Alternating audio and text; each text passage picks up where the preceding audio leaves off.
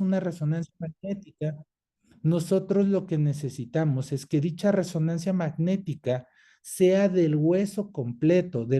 Ahora sí que el hueso que tiene el tumor se tiene que ver completo. Ojo, ¿por qué? Porque algunos sarcomas pueden llegar a dar lesiones que son saltatorias, metástasis saltatorias, y el mejor estudio para verlo es una resonancia magnética.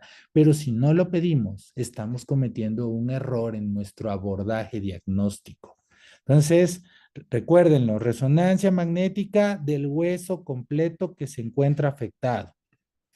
Tomografía, ojo, en lesiones óseas que se caracterizan por una importante formación de hueso, como por ejemplo, o en donde hay una reacción alrededor de las mismas, como en un osteoma osteoide, el mejor estudio para identificarlo es una tomografía. Pero si nosotros sospechamos malignidad, la tomografía de tórax es indispensable en el manejo de nuestros pacientes. ¿Por qué? Porque el pulmón es el principal sitio de metástasis de los sarcomas óseos. Aquí podemos ver múltiples metástasis pulmonares de un paciente con osteosarcoma. Entonces, es un estudio que siempre debemos de solicitar. Gamografía. Si contamos con la gamografía, es importante que lo solicitemos como parte del abordaje diagnóstico. Vean, este paciente con una lesión completamente hipercaptante a nivel de la escápula. Este fue un paciente con un condrosarcoma de células claras a nivel de la escápula y es importante para nosotros para determinar la extensión o la presencia de lesiones a distancia. Pero también contamos con PET y el PET es muy importante. El PET tiene mucha mayor sensibilidad y especificidad que el gamagrama para determinar esta actividad tumoral y es muy útil cuando sospechamos cáncer metastásico a hueso. El PET con flúor de desoxiglucosa, que es el que habitualmente utilizamos en el Instituto de Cancerología, nos permite determinar múltiples lesiones metastásicas, como en pacientes con cáncer renal, cáncer de próstata, cáncer de mama, cáncer de tiroides. Esta edificación no ahondaré mucho en esto, solamente mencionaré que cuando tengamos todo nuestro diagnóstico o todo nuestro abordaje completo es cuando podemos estadificar a nuestro paciente. Incluso esto va a ser incluso después de la biopsia.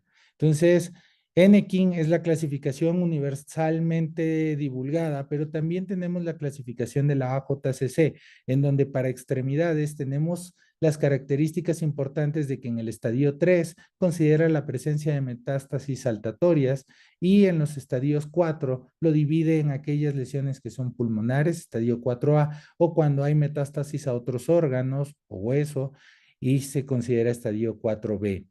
Entonces, importante tener en cuenta que en pelvis y en columna vertebral no se clasifica por estadios, simplemente se maneja el TNM. Es una clasificación mucho más completa que la clasificación de Enekin.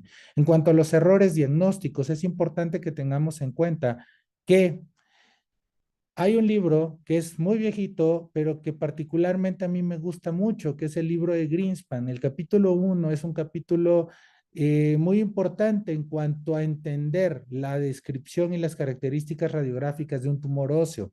¿Por qué? Porque incluso en la primera página del primer capítulo del libro de Greenspan nos dice algo que es fundamental y es, no se debe realizar un tratamiento excesivo en un tumor óseo. No se debe realizar un tratamiento insuficiente en un tumor óseo maligno. No realizar un abordaje y una toma de biopsia incorrectos.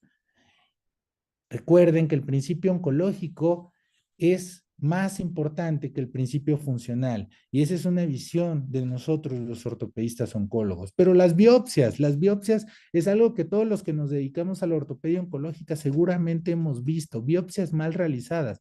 Vean esta biopsia que le hicieron a un paciente con osteosarcoma, o sea, tiene un abordaje transversal y sobre el abordaje transversal le hicieron un abordaje longitudinal y únicamente para tomarle biopsia a este paciente. Estos errores no son únicamente exclusivos de los ortopedistas, no. Esto lo hizo un cirujano oncólogo. Entonces, ¿quién se debe de encargar de ver los pacientes con tumores musculoesqueléticos? El cirujano que está especializado en el manejo de este sistema tan importante que somos nosotros, los cirujanos ortopedistas. Y yo siempre he insistido en eso. Las biopsias, siempre en extremidades, se deben de realizar de forma longitudinal y jamás de forma transversal. Les pongo otro caso más de otro osteosarcoma y vean el abordaje transversal que le hicieron a este paciente. Esto termina, digo, sin contar que termina contaminando todo, esto también incide en el pronóstico. Nosotros no podemos ser más malos que el cáncer. Nosotros debemos de ayudar al paciente. Entonces, biopsia es mal realizada. O tratamiento sin biopsia. Todos los que nos dedicamos a la ortopedia oncológica hemos visto esto. Y este es un caso muy dramático de una niña de 17 años, similar al caso que mencioné al principio de mi charla, en donde tenía una lesión lítica a nivel del húmero proximal. Pero quiero que noten algo muy importante. Le dijeron que era un quiste óseo aneurismático, pero vean la radiografía, cómo se observa este patrón, este permeativo hacia la región metáfiso-diafisaria del hueso húmero. Esto no es un quiste óseo aneurismático. Sin embargo, quien la vio le, le hizo curetaje y le puso injerto óseo, como ustedes podrán ver, y obviamente la lesión progresó y además de todo, llegó a mi consulta con metástasis pulmonares. Le hicimos una resección del húmero proximal y una reconstrucción con una prótesis modular en donde reconstruimos la cápsula articular con una malla de bicril-prolene. La paciente conservó su extremidad, sin embargo, debido a las metástasis pulmonares irresecables, la paciente terminó falleciendo.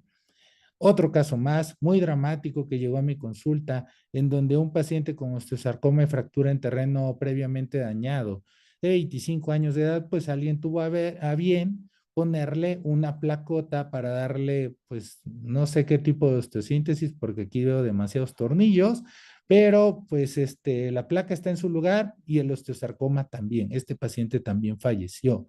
Tratamientos sin biopsia, tratamientos en donde el desconocimiento es muy evidente, termina dañando a nuestros pacientes. Otro caso más, realmente un sarcoma pleomorfo indiferenciado de tejidos blandos, pero fue manejado por un cirujano oncólogo en donde le estuvo haciendo resecciones marginales una y otra vez. Y pues vean el tamaño de la lesión. Este paciente llegó conmigo por presentar una fractura del cúbito. Lo que les interesaba y por lo que lo mandaron conmigo fue por la fractura del cúbito, no por el sarcoma pleomorfo. O sea, es algo que debemos de cambiar. Otro caso más, tratamiento sin biopsia, paciente que sospechaban un tumor de células gigantes, no le tomaron biopsia, lo curetearon y la lesión progresó. Y esto pues finalmente termina siendo deleterio para el paciente. Vean la lesión tan grande, la reacción perióstica, y pues esto era un osteosarcoma osteoblástico, se le dio quimioterapia en adyuvante y lo llevamos a cirugía. El paciente era pintor, y además de todo era estilista, entonces él no quería perder su extremidad. Y entonces le hicimos una cirugía de salvamento, donde hicimos una resección amplia y le artrodezamos la muñeca poniendo un injerto de peroné. Y entonces, esta es la función de Pablo en el postquirúrgico.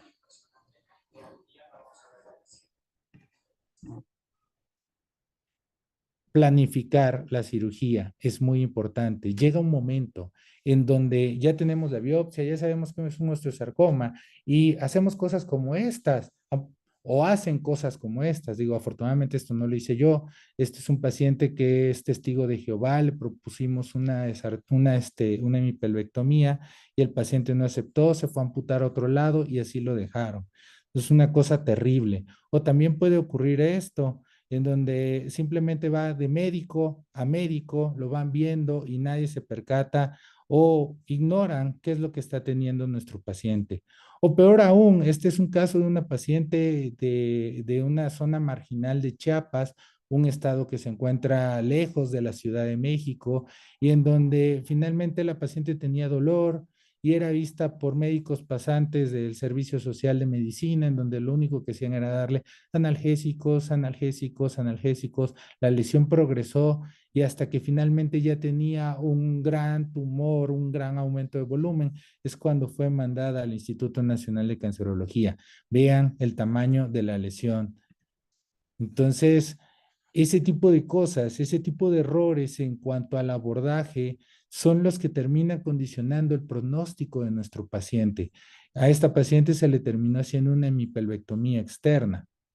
Este es un caso más y un caso aún más dramático, y yo lo digo así porque es un médico, cirujano pediatra, el cual ya se conocía con diagnóstico de displasia fibrosa, tuvo una fractura, en el hospital en el que trabajaba le pusieron un clavo, se rompió el clavo y finalmente se dieron cuenta de que tenía una transformación y un osteosarcoma secundario en el fémur proximal.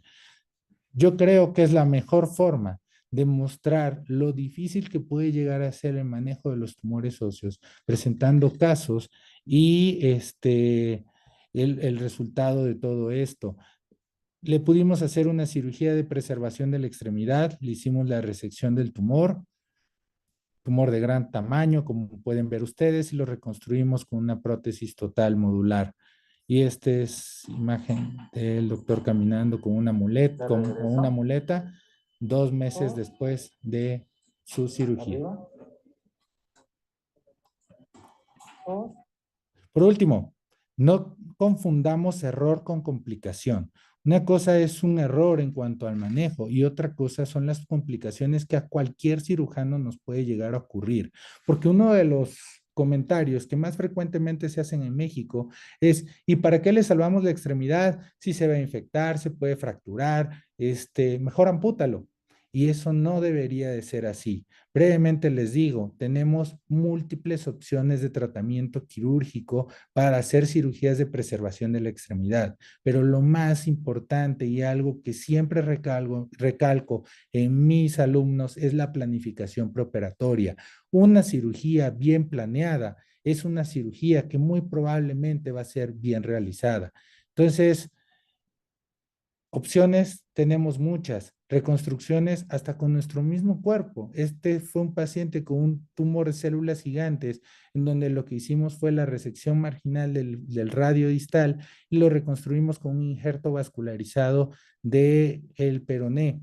Entonces reconstruimos la muñeca con el peroné proximal. Opciones tenemos muchas, pero lo más importante es que no seamos víctimas de nuestras propias decisiones. Yo les agradezco el tiempo, la invitación y pues comparto con ustedes que la ortopedia oncológica ha ido cambiando y necesitamos seguirla difundiendo. Muchas gracias por su tiempo y quedo a disposición de ustedes para preguntas y comentarios.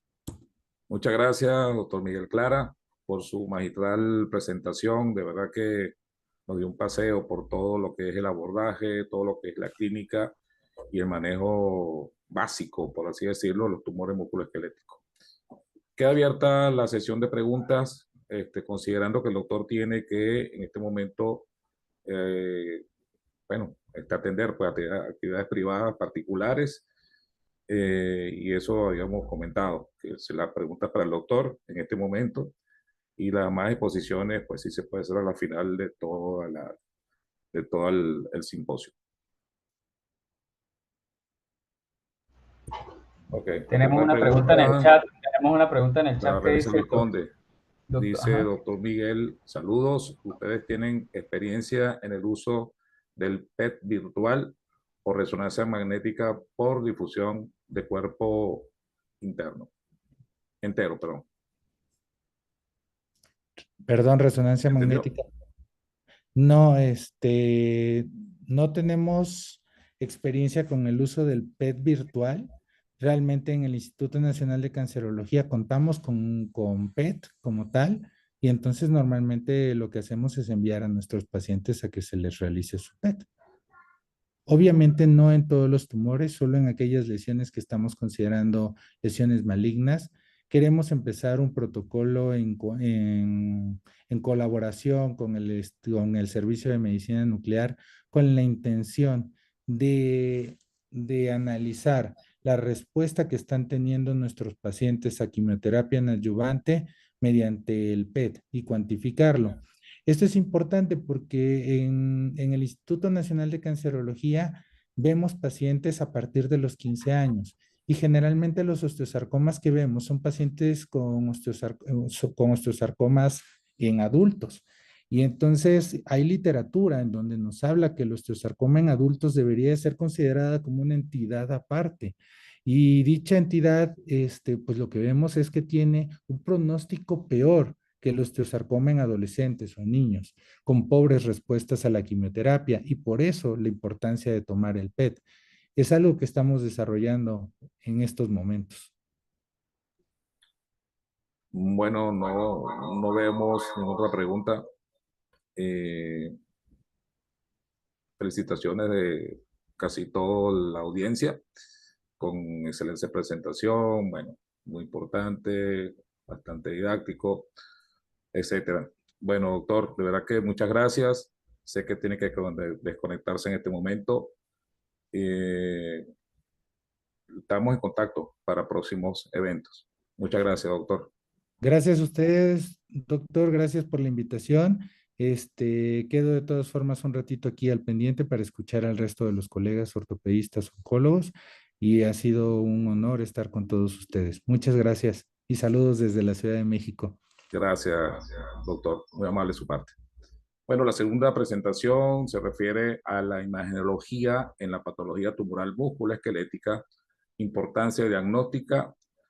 Será expuesta por el doctor Carlos Piper, quien es egresado como médico cirujano de la Universidad de los Andes, en Mérida, cirujano ortopédico egresado del Hospital Patrocinio Peñuela, San Cristóbal, Estado Táchira, especialista en oncología ortopédica, egresado del Hospital Oncológico Padre Machado de Caracas, médico adjunto al Hospital Oncológico del Táchira en San Cristóbal, ortopedista oncólogo del Centro Médico Samán en San Cristóbal. Es miembro de la Asociación Venezolana para el Estudio de Tumores Musculoesqueléticos, ABETME. Adelante, doctor Carlos. Bueno, gracias. Buenos días a todos. Primero felicitar al doctor Clara. Excelente charla.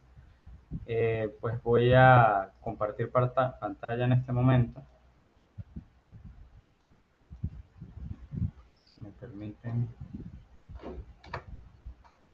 Ok. Entonces, bueno.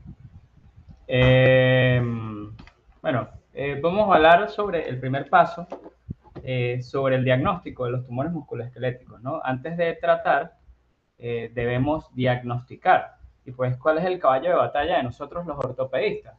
La imagenología. Como ya lo dijo el doctor Clara, pues el primer estudio que se debe solicitar es la radiografía. Pero, ¿qué tenemos que ver en esta radiografía? ¿O qué tenemos que tener presente antes de analizar?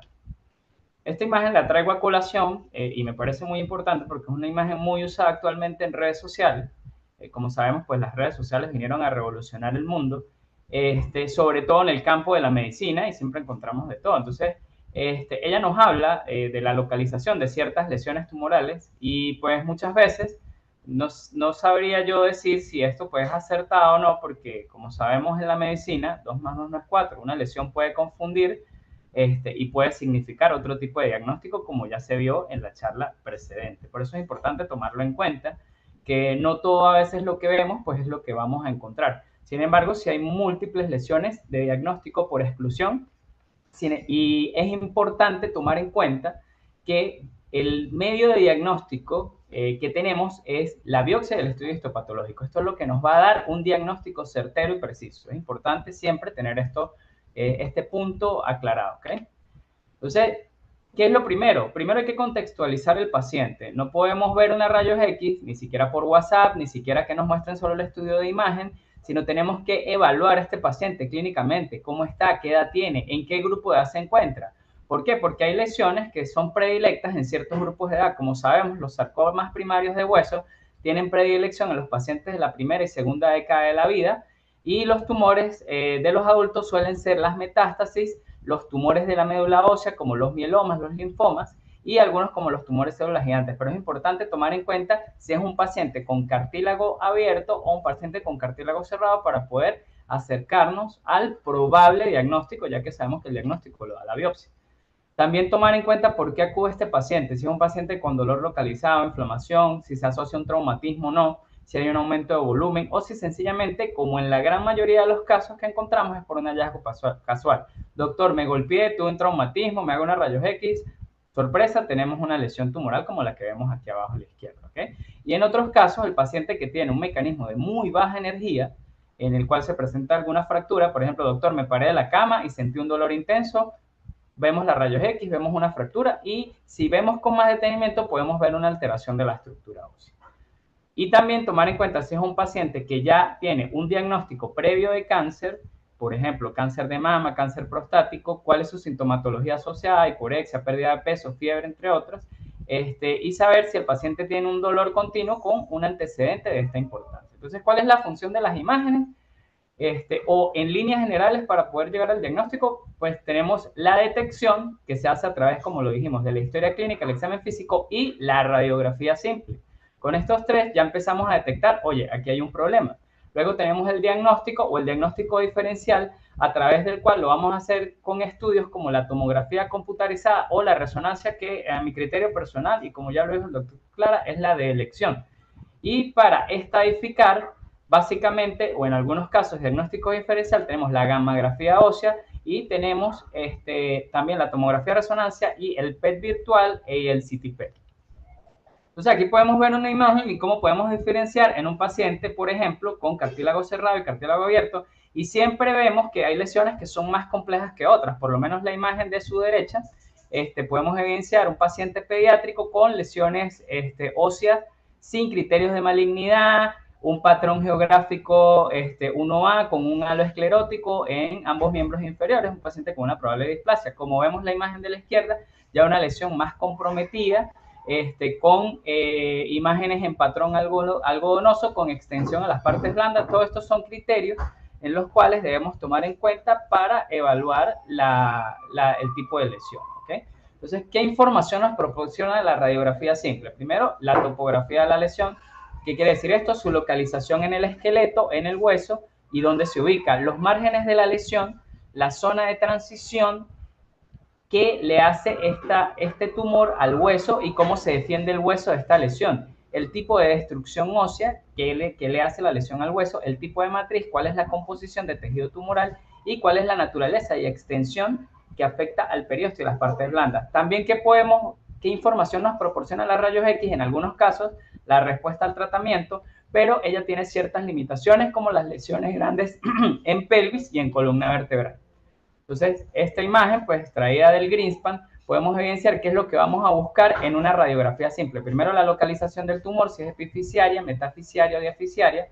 Vamos a ver el patrón de destrucción, si es un patrón geográfico, si es un patrón apolillado, permeativo, la reacción perióstica, pues que es algo que nos orienta mucho al diagnóstico. La matriz de la lesión, si es una matriz radiolúcida, radiopaca, si es una matriz con calcificaciones, las lesiones múltiples y la extensión a las partes blandas.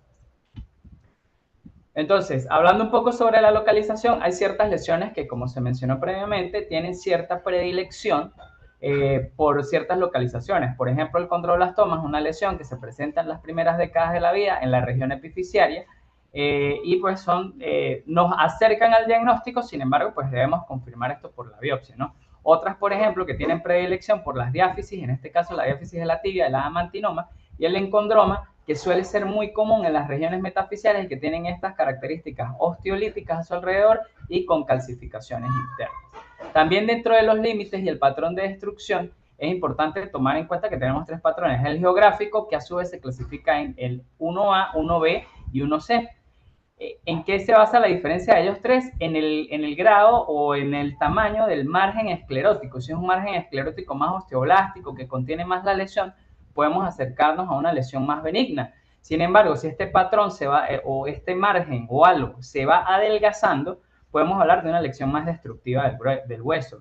Esto sobre todo en las lesiones que son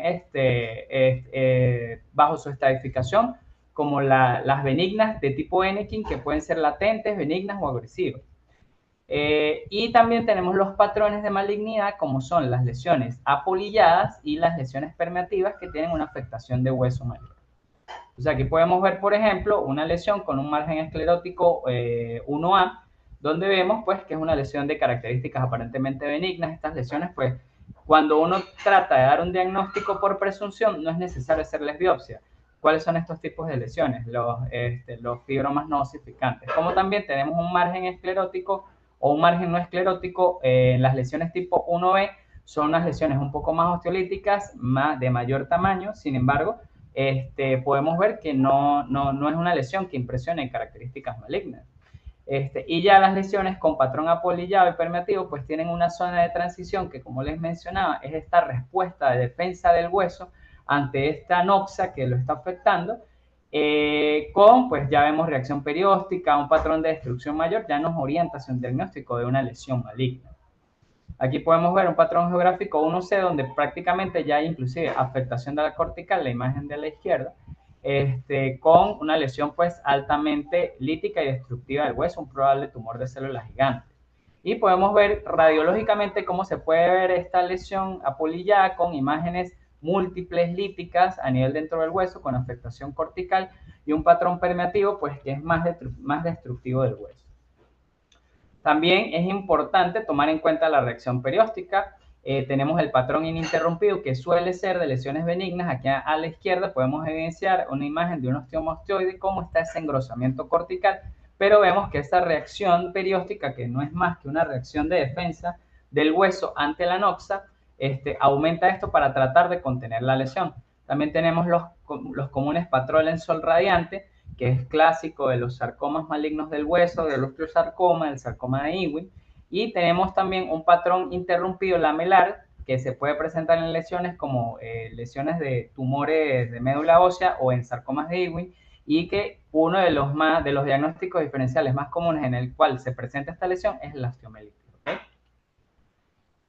También tenemos que tomar en cuenta la matriz del tumor, si es una matriz osteoblástica o una matriz osteolítica o mixta, donde haya pues un combinado de ambos tipos de matrices. Por ejemplo, en la imagen superior de la izquierda, una lesión de rodilla donde se ve una matriz blástica con reacción perióstica, con probable salida a las partes blandas. Vemos esta radioopacidad, pues que nos habla de que hay un tumor formador de hueso en esta zona, ¿no? Las matrices líticas usualmente en las lesiones pues que son destructivas no forman hueso, pero pues son lesiones tumorales que, como sabemos por densidades radiológicas, no nos van a mostrar un gran marcaje en la zona y pues nos tienen que hacer sospechar de esta lesión. Y las matrices mixtas, osteoblásticas y osteolíticas, con calcificaciones que nos orientan a los tumores formadores de cartílago. También es importante, y muchas veces vemos que el paciente llega con un aumento de volumen y vemos que puede ser una imagen ósea o una lesión ósea que afecta a las partes blandas y se extienden a las partes blandas. Entonces, como vemos, los tumores malignos no suelen presentar infiltración a partes blandas, a excepciones de los tumores de células gigantes. Hay características, son características esta extensión en las partes blandas muchas veces en los tumores malignos, sobre todo en los estadios más avanzados. Y hay que tomar en cuenta y hacernos esta pregunta: ¿es un tumor óseo que se extiende a las partes blandas o un tumor de partes blandas que invade al hueso? Aquí, por ejemplo, les traigo esta imagen de este caso, un paciente pues que acude a la consulta presentando dolor, aumento de volumen clínico, y cuando vemos la rayos X pues vemos una zona de destrucción de parte del hueso que no afecta a todas las corticales, sino una sola. Cuando hacemos la resonancia pues vemos que es una lesión que nace a nivel de la membrana interósea y que ya está afectando la parte ósea, ¿okay?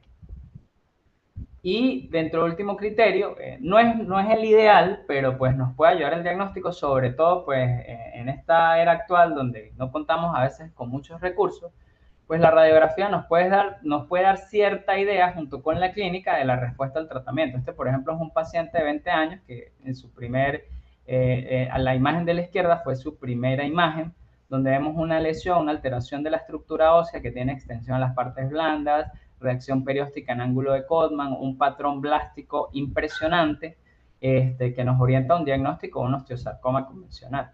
Se hizo la biopsia, precisamente reportó un osteosarcoma convencional e inició su protocolo de tratamiento. Vemos posteriormente 4 ciclos de neoadyuvancia, donde disminuye la extensión a las partes blandas, baja un poco ese patrón osteoblástico, entonces subjetivamente nos hace pensar que hay respuesta al tratamiento. También es importante tomar en cuenta que en las lesiones NX1 hay lesiones que son de diagnóstico por exclusión. Los osteocondromas, que es una lesión formadora de cartílago, donde se mencionó previamente pues, que hay continuidad de la médula ósea con la lesión, son lesiones benignas donde pues, se puede hacer una biopsia excisional. Por ejemplo, la imagen del centro, donde es un fibroma no osificante, esto es un paciente pues, que tenía también alteraciones del metabolismo del calcio. Es una imagen que puede confundirnos, sin embargo, ese halo esclerótico, pues personalmente no me hace pensar de una lesión maligna. Y los quistes óseos, que depende del grupo de edad, del tipo de patrón de destrucción, del tipo de lesión, pues nos hace pensar en un probable quiste óseo aneurismático o quiste óseo solitario. Sin embargo, ellos varían radiológicamente. También tenemos que tomar en cuenta pues, cuál es el estudio complementario ideal. Tenemos la tomografía, la resonancia, la gammagrafía, pero de entrada, ¿qué pide el ortopedista? Una tomografía o una resonancia. Ideal, la resonancia magnética de toda la extremidad. Entonces vemos, por ejemplo, cómo la resonancia nos muestra las intensidades de los tejidos, tanto blandos como los tejidos óseos, y cómo nos puede permitir ver esa lesión dentro de la médula ósea. Y la tomografía, que nos habla de afectación cortical, extensión a partes blandas, entre otras, y sobre todo pues nos permite ver lesiones en sitios que la radiografía no nos permita ver este tipo de lesión. Entonces, ¿cuál es la utilidad de ellas? Pues alta utilidad en áreas anatómicas completas. Vemos, esto es un paciente con una lesión por metástasis de cáncer renal, donde se evidencian cambios óseos importantes. Vemos una lesión a nivel del fémur proximal izquierdo, y si vemos con detenimiento en el ala ilíaca derecha, pues vemos una imagen osteolítica que cuando vemos la tomografía nos permite extendernos hacia esa lesión. También es importante saber que nos permite ver cambios óseos menores como calcificaciones, mineralización y la misma reacción perióstica en estadios tempranos. Sin embargo, es más útil la resonancia en algunos casos. Y el contraste mejora la visualización de la actividad biológica. También es de alta utilidad en los procedimientos de radiología intervencionista. Aquí vemos, por ejemplo, como en una rayos X, en una tomografía de columna, vemos con más detenimiento ciertas lesiones que en la rayos X previa no pudimos ver, y vemos un hemangioma clásico con su patrón en líneas de cebra y su patrón puntiforme en el tipo de lesión. Una lesión benigna, no se biopsia, no se toca. Entonces, en este estudio de inmunología intervencionista, pues actualmente la tomografía es de alta utilidad para el tratamiento de ciertos tipos de tumor en ciertas localizaciones que son de difícil acceso y que ameritaría grandes abordajes con más riesgo de infecciones, entre otros, para llegar a la lesión. Sin embargo, con este tipo de estudios, tanto la biopsia, que es el método de diagnóstico, como ciertos tipos de tratamientos se pueden aplicar para esto. Y vemos este estudio realizado en el Servicio de Diagnóstico de Imágenes en Madrid, de España, donde se hizo el tratamiento bajo radiofrecuencia, pero también tenemos la instilación con etanol, la crioablación, entre otros, y el relleno con polimetilmetacrilato, como podemos ver en esta lesión a nivel de la pelvis, donde un paciente con una lesión metastásica se hizo su crioablación y posterior se hizo relleno con polimetilmetacrilato. Entonces, los alcances de la tomografía en el radiointervencionismo son actualmente, para ciertas lesiones que son de difícil acceso, son la vanguardia en el tratamiento. La resonancia magnética, a mi criterio, el estudio más importante que debemos solicitar, primero cuando una lesión es indeterminada y muestra signos de agresividad, está indicada la resonancia. Cuando la resonancia no conduce a un diagnóstico, se indica la biopsia.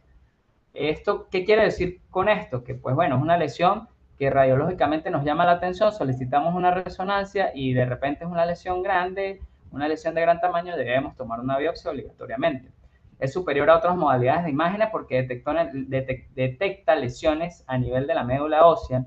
Es muy útil para la estadificación local y la planeación quirúrgica, y se utiliza para evaluar también la respuesta al tratamiento, y de esto hay muchos estudios actualizados donde se estudian los gradientes de difusión y los coeficientes de difusión del tejido, del agua y todo a nivel del hueso para ver si hubo una respuesta al tratamiento. Entonces, como el primer tip, en una lesión que no esté muy clara, que nos llame la atención, vemos aquí a nivel de la derecha una radiografía con una imagen osteolítica, no es muy clara, bueno, solicitamos una resonancia, vemos que es una lesión tumoral totalmente, cambia el patrón del hueso. También la resonancia es útil porque nos ayuda a identificar el edema óseo y nos ayuda a diferenciar ciertas lesiones, por eso pues siempre es útil solicitarla. Pero en pacientes ya con diagnósticos de tumor o diagnósticos de cáncer, pues siempre es importante solicitar de toda la extremidad. Como vemos acá, una paciente con un sarcoma de Ewing post tratamiento, en la cual pues ya teníamos que hacer el control local y se hizo una resonancia para ver qué posibles lesiones tenía, identificando lesiones a nivel distal del fémur, y esto cambia la planificación quirúrgica. También vemos en esta imagen, es una paciente con un osteosarcoma condrolástico, fue tratada por oncología médica y posteriormente vemos cómo reduce la lesión a nivel del fémur distal, diciéndonos, oye, bueno, hubo buena respuesta al tratamiento, es hora de hacer un adecuado control local. Y es importante saber que según la codificación de los valores de ADC en la resonancia, pues ciertos tumores se pueden identificar, ojo, sin tener que hablar de un diagnóstico previo a la biopsia. Pero vemos que ciertos tipos de tumores se pueden, según su coeficiente de atenuación, nos puede acercar a ciertos diagnósticos. También están los estudios complementarios como el gammagrama óseo, en el cual pues previamente se usaba el tecnesio 99, pero actualmente se usa el FDG de sodio, el cual nos muestra pues una lesión un poco más o nos muestra una categorización más amplia de este tipo de lesión y cómo puede estar afectado al paciente. Y el PET-CT, que es el de elección, sin embargo, pues como sabemos, sus costos son altos, son elevados, pero nos habla de actividad biológica a nivel de cualquier tejido del organismo, sobre todo en las actividades tumorales. Actualmente en Venezuela contamos con la resonancia de cuerpo entero en difusión, la cual pues es de elección sobre todo en los tumores originarios de médula ósea, los pacientes con mieloma múltiple, con linfoma, nos ayuda a identificar y nos ayuda a llegar más lejos de lo que queremos ver y a estadificar nuestro paciente. Pero ¿cuál es el presente actualmente de los estudios de imágenes en tumores musculoesqueléticos? La planeación 3D, la planeación quirúrgica y la reconstrucción a través de la realidad virtual. ¿Qué utilidad, qué ventajas tienen este tipo de mecanismos o de estudios o de reconstrucciones? Nos permiten mejorar los márgenes, reducirlos al mínimo, y nos permite hacer una reconstrucción para llegar pues al quirófano con una adecuada reconstrucción. Actualmente la cirugía asistida por computador en tumores musculoesqueléticos es ideal. Esto es un trabajo realizado en Chile donde pues se hizo una resección de un sarcoma y se logró establecer adecuadamente la resección de márgenes quirúrgicos y posterior reconstrucción con una prótesis hecha a la medida en reconstrucción 3D. Vemos que radiológicamente se hace el estudio para hacer los adecuados cortes y reducir los márgenes. Y también la utilidad de estos estudios en cuanto al tratamiento, podemos ver una tomografía de intensidad modulada, una tomografía para dar radioterapia de intensidad modulada, lo que nos ayuda a mejorar el pronóstico de los pacientes. Entonces, ¿qué podemos concluir? La clínica siempre va a orientar al estudio. La radiografía debe ser siempre el primer estudio de método de diagnóstico. Así solicitemos resonancia, debemos solicitar una radiografía para evaluar una tumoración musculoesquelética y esto personaliza la lesión junto con la clínica. La tomografía y la resonancia son ideales para evaluar las lesiones ocultas, la estadificación local y la planeación quirúrgica. Y los estudios complementarios, como la gammagrafía, el PET-CT, la resonancia de cuerpo completo, se prefieren para la estadificación oncológica y la respuesta al tratamiento. Siempre es importante que este tipo de lesiones, si son necesarias, deben ser tratadas oncológicamente. Inclusive el PET-CT es un estudio que yo personalmente le dejo su criterio al oncólogo médico para ver posteriormente a los tratamientos cómo va la evolución de este paciente. Muchas gracias. Muchas gracias, Carlos Piper, doctor Carlos Piper del Estado Táchira, por su gran presentación. Pues nos dio una buena información referente a lo que es la imagenología utilizada en estos casos. Tenemos 100 participantes en este momento, pues las preguntas vayan formulándolas para al final de toda la actividad poderlas responder en la medida que el tiempo nos lo facilite. A continuación corresponde el tema biopsia, implicaciones e importancia que debemos saber. El expositor en este caso es el doctor Luis Consuegra, quien es egresado de la Universidad del Sur en Maracaibo, egresado del curso de ampliación en tumores musculoesqueléticos del Hospital Oncológico Padre Machado de Caracas, actual servicio de oncológico del Instituto Venezolano del Seguro Social, coordinador del servicio de tumores musculoesqueléticos y de partes blandas del Hospital de Especialidades Pediátricas de la ciudad de Maracaibo. Es miembro de la Sociedad Latinoamericana para el Estudio de Tumores Musculoesqueléticos, SLATME.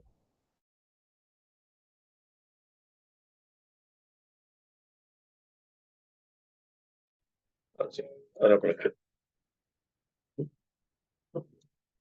Adelante, doctor. Sí, adelante, doctor.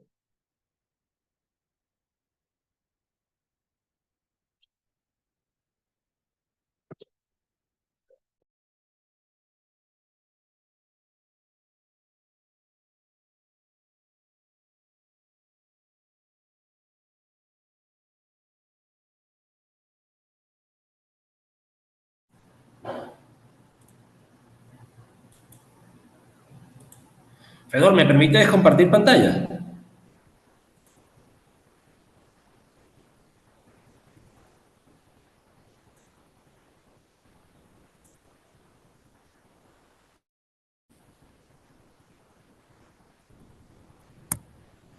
¿Aló? ¿Fedor?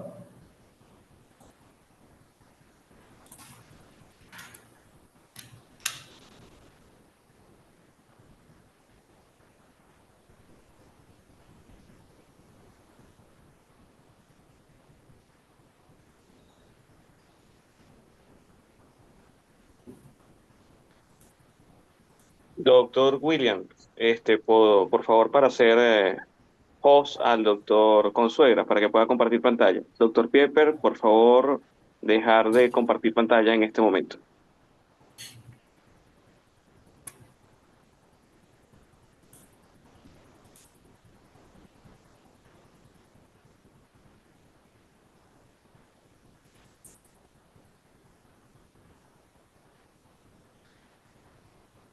Luis, pero el host lo tienes tú o lo tiene el doctor Fedor. Lo tiene usted, doctor, en este momento como anfitrión principal. Los otros Ajá, somos bueno. anfitriones.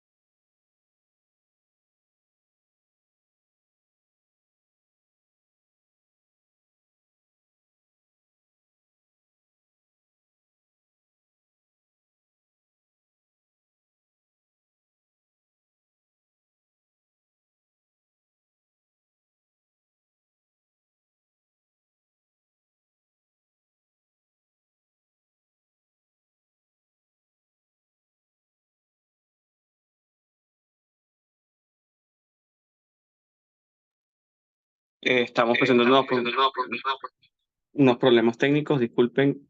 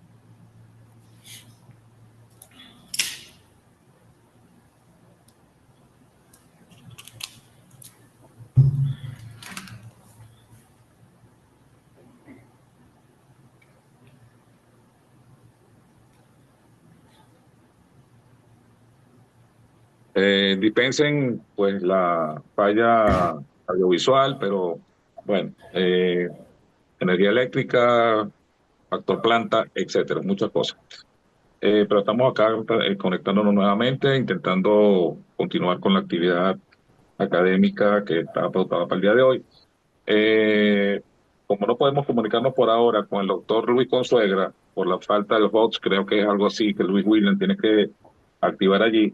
Entonces, vamos primero con Luis William, ¿ok? Y posteriormente con el doctor Luis Consuegra, en aras de adelantar pues las presentaciones. Entonces, el doctor Luis William, ¿está atento? Sí. Ok, ya voy a presentarte entonces. Es la última charla, bueno, será la tercera charla del doctor Luis Williams. El doctor Luis Williams es cirujano ortopédico traumatólogo, egresado del Hospital José María Vargas de La Guaira. Es especialista en oncología ortopédica, egresado del Centro Médico Center La Trinidad en Caracas, miembro de la Asociación Venezolana para el Estudio de Tumores Musculoesqueléticos, miembro de la Sociedad Latinoamericana para el Estudio de Tumores Musculoesqueléticos y miembro de la International Society of Limb Salvage, ISOLS. Él nos va a exponer el tema tumores malignos, cómo sospechar, qué hacer y qué no hacer. Adelante, Luis. Ok.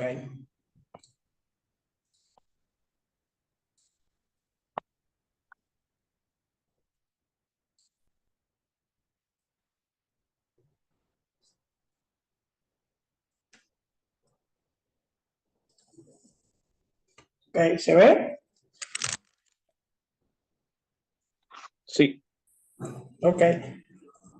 Bueno, buenos días. Gracias a la Sociedad Venezolana de Traumatología y Ortopedia por esta oportunidad. Hoy voy a hablar un poco sobre los tumores óseos malignos y las conductas. Como contenido vamos a tener el qué hacer si sospechas y el qué no hacer.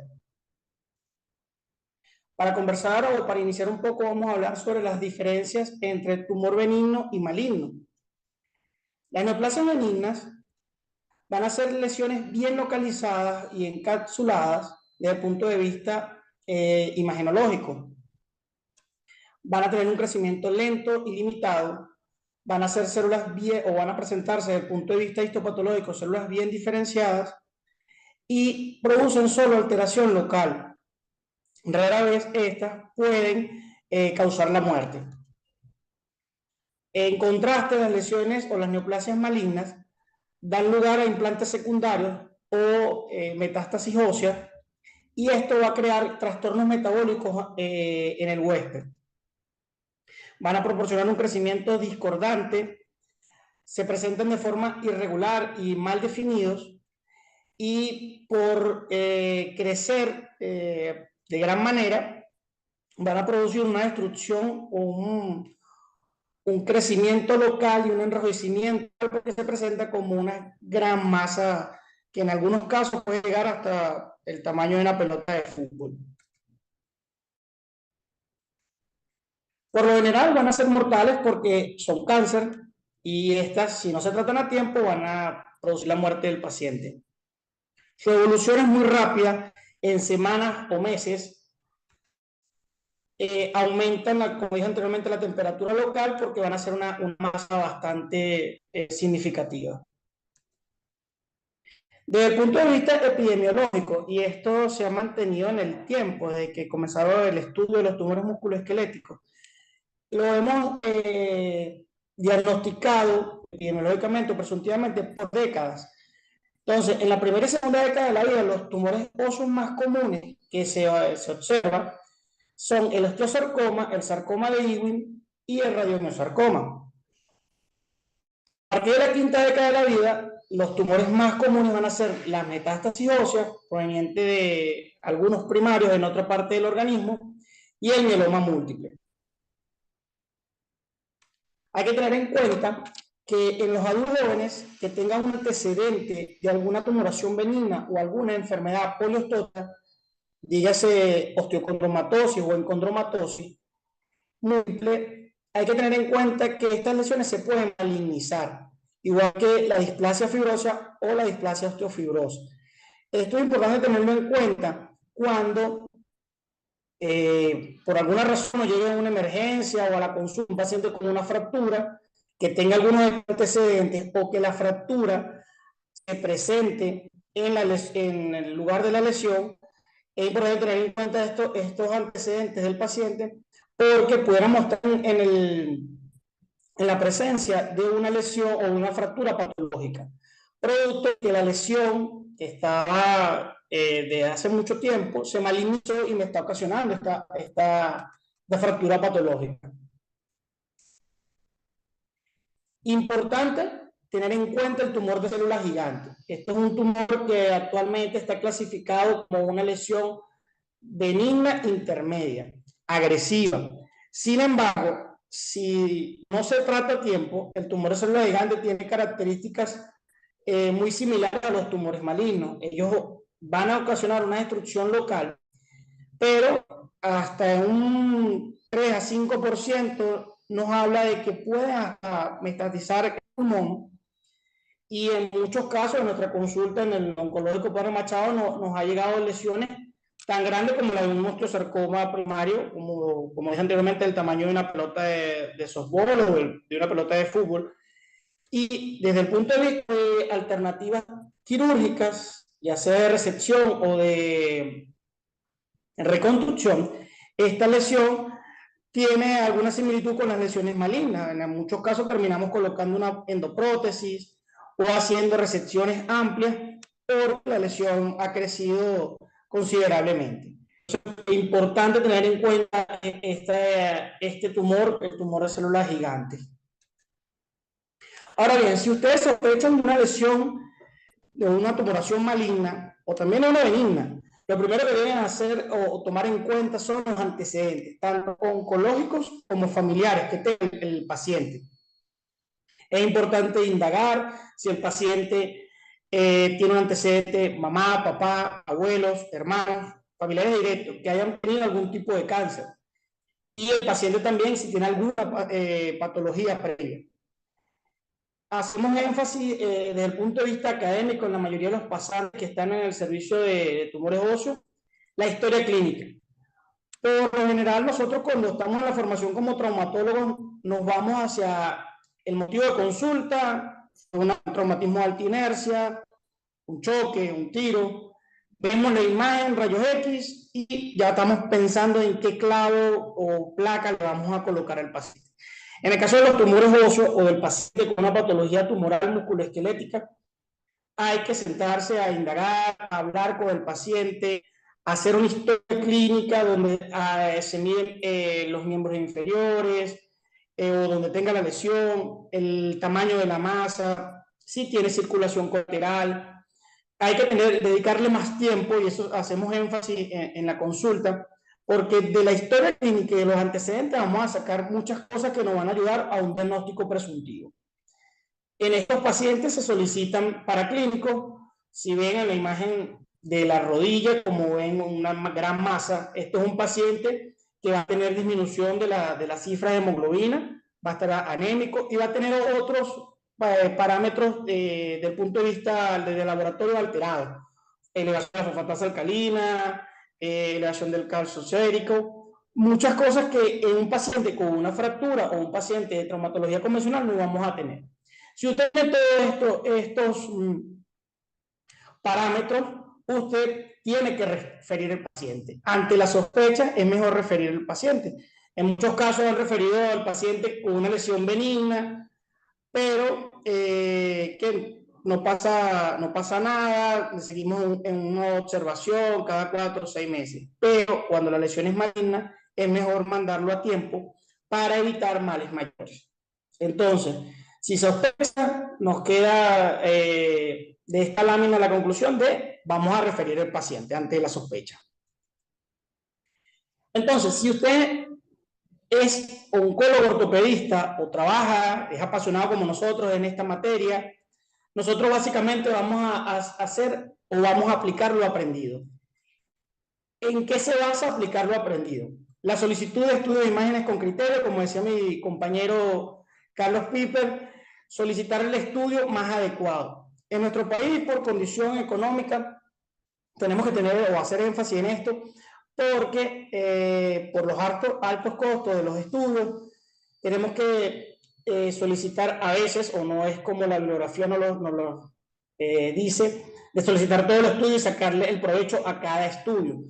En muchos casos a veces hay que solicitar solamente la tomografía o la resonancia, porque van a venir estudios de estadificación como el CT-PET o el PET-SCAN, que son más costosos. Entonces hay que tener un poco de criterio antes de solicitar los estudios de imagen. Planificar una buena biopsia, también como decía el doctor Clara, la biopsia se realiza pensando en una cirugía más grande o una cirugía donde vamos a resecar el tumor. Y por tanto, esta biopsia, o este tipo de biopsia va a ser resecado cuando se saque la masa. Esto es importante tenerlo en cuenta porque en muchos pacientes, y ya vamos a tener unos ejemplos, se realizan la biopsia en otro centro y llegan ya con una biopsia previa, pero no respetan los márgenes o los compartimentos. La triada de Jaffe es importante tenerla en cuenta. Esto es la triangulación de la imagenología, la clínica del paciente, toda la sintomatología y la parte de histopatología o histología. Al tener esta triangulación vamos a tener un diagnóstico presuntivo y un diagnóstico fidedigno.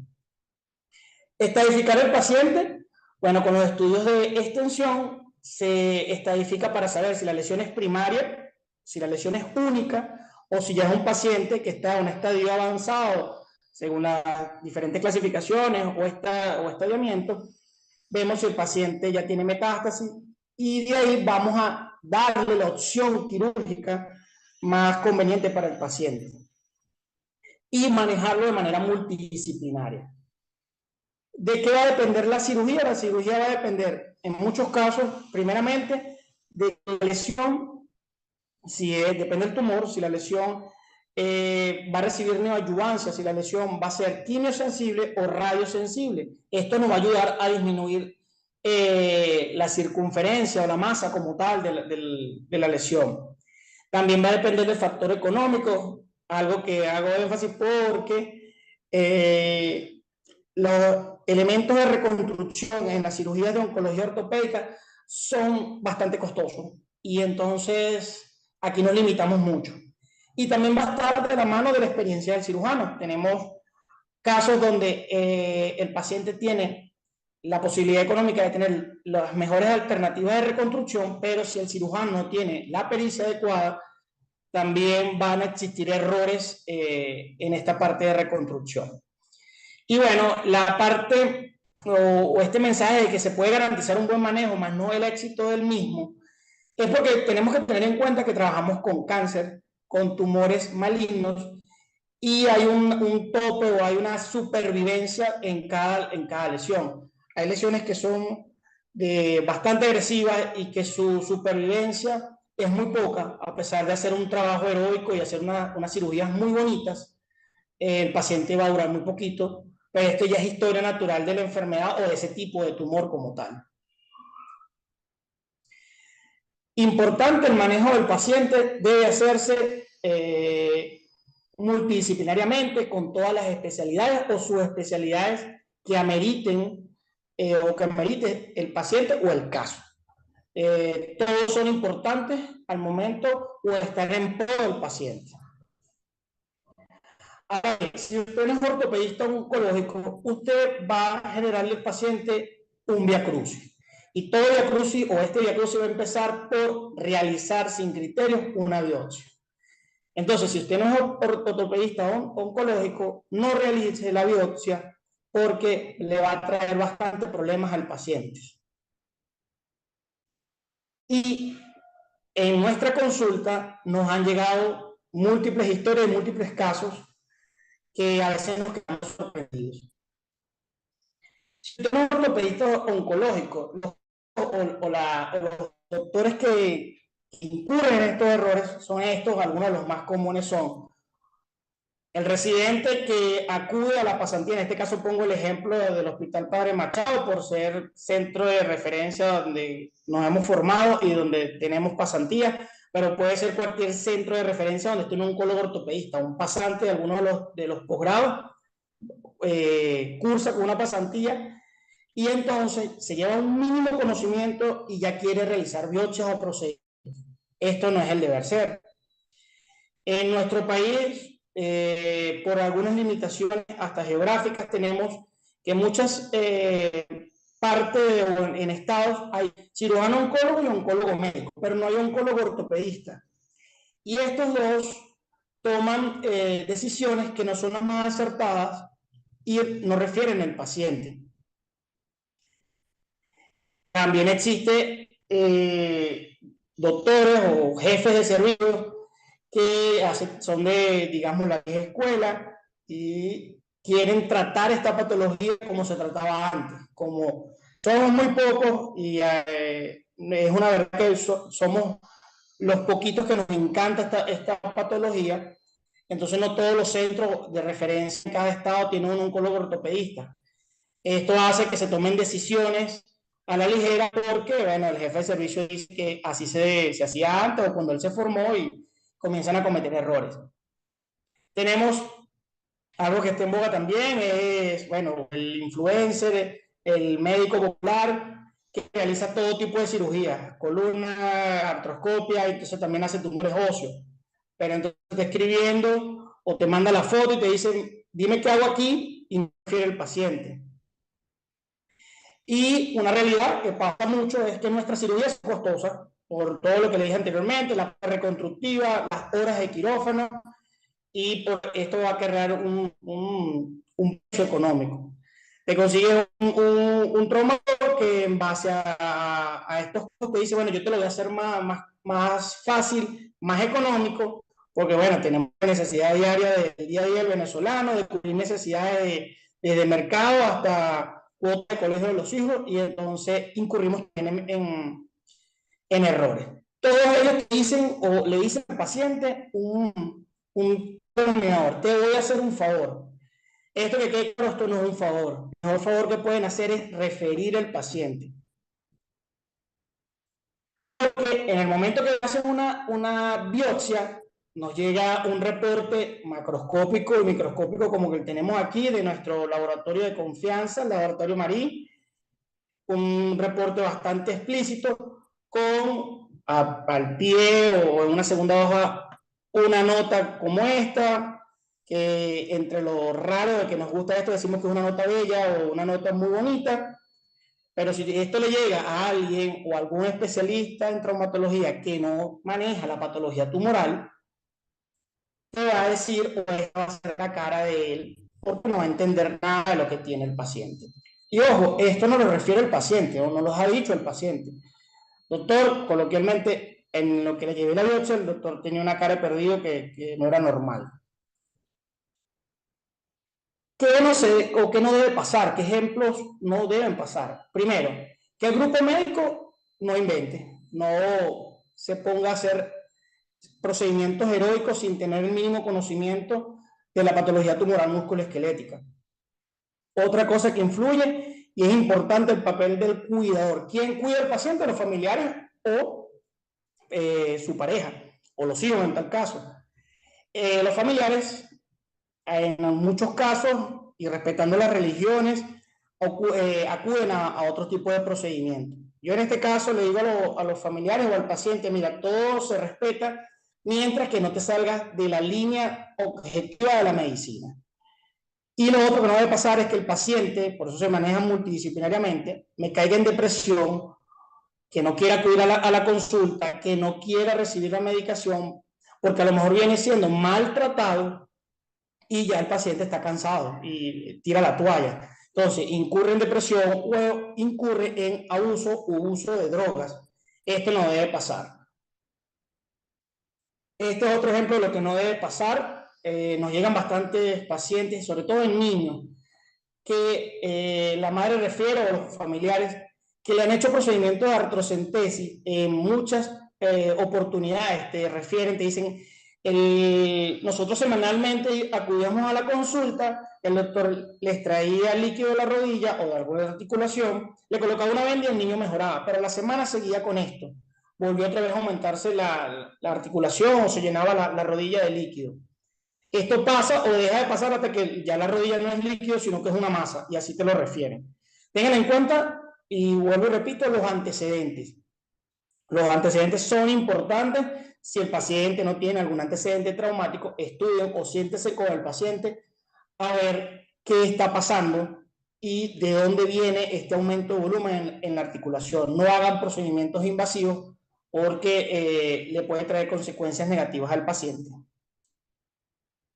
Esto es otro ejemplo que no debe hacer. Este es un paciente que llegó a mi consulta el año pasado, el cual a simple vista vemos una lesión que en un principio se pudiera pensar que era un osteocondroma por la forma que tenía la lesión. Sin embargo, si nos vamos más a detalle, la lesión en la medular del hueso ya presenta otras características que no son de osteocondroma.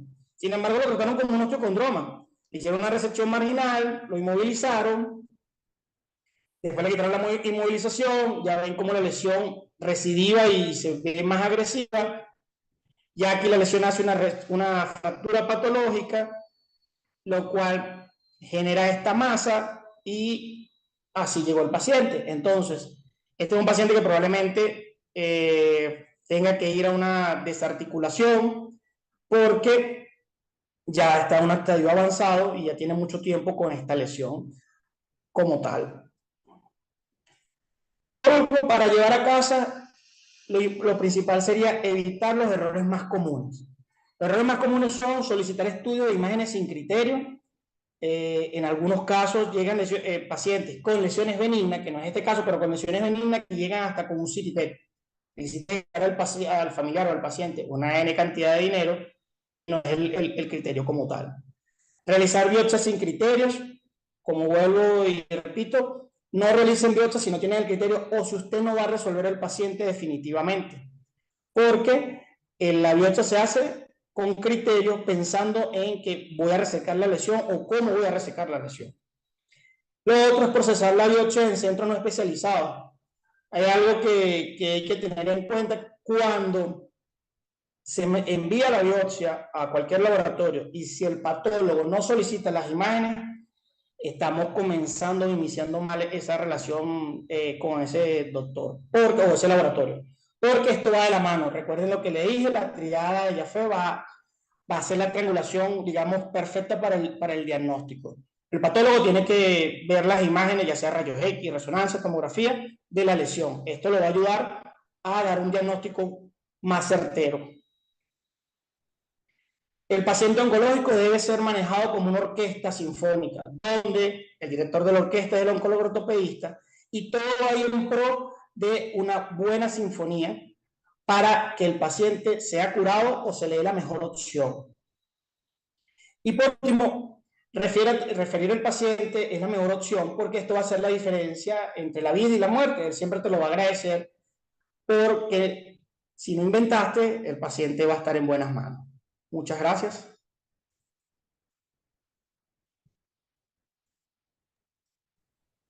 Gracias Luis William por la gran presentación, bastante aleccionadora, bastante demostrativa, bastante digerible, pues, bueno, para el público que no es tan especializado en esta área, pero yo sé que el mensaje por lo menos llegó. Bueno, corresponde la última presentación al doctor Luis Consuegra, no sé si está listo. El doctor Luis Consuegra nos va a exponer biopsia, implicaciones e importancia. ¿Qué debemos hacer? Obviamente, este tema viene a continuación de la parte de la imagenología, siguiendo la secuencia de lo que es el protocolo del estudio de los tumores musculoesqueléticos, pero por cuestiones técnicas, pues tuvimos que